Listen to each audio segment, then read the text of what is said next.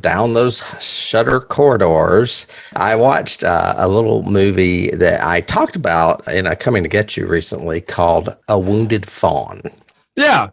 I vaguely remember that title because I thought it was unique. Yeah, well, and it actually has a really great premise. And I would say it's a solid movie I might consider for the podcast. It falls apart a little bit in the third act. It was obviously a 2022 movie directed by Travis Stevens.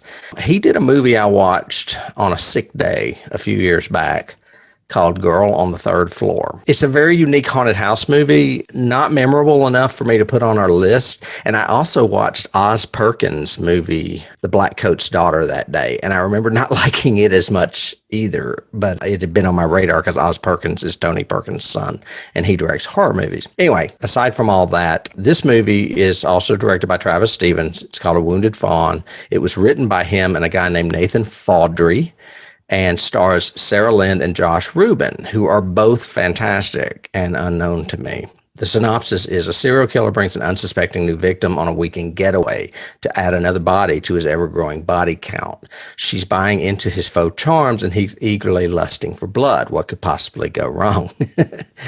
This is the one I mentioned that is filled with Greek imagery.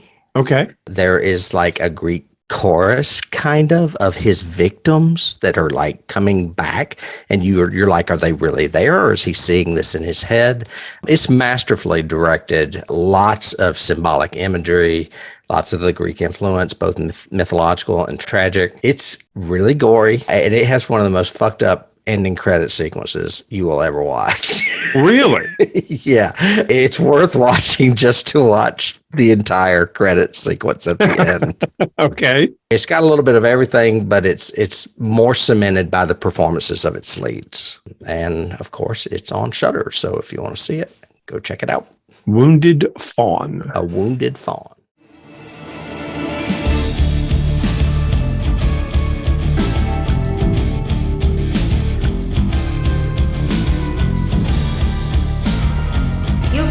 Start the car. Johnny has the key.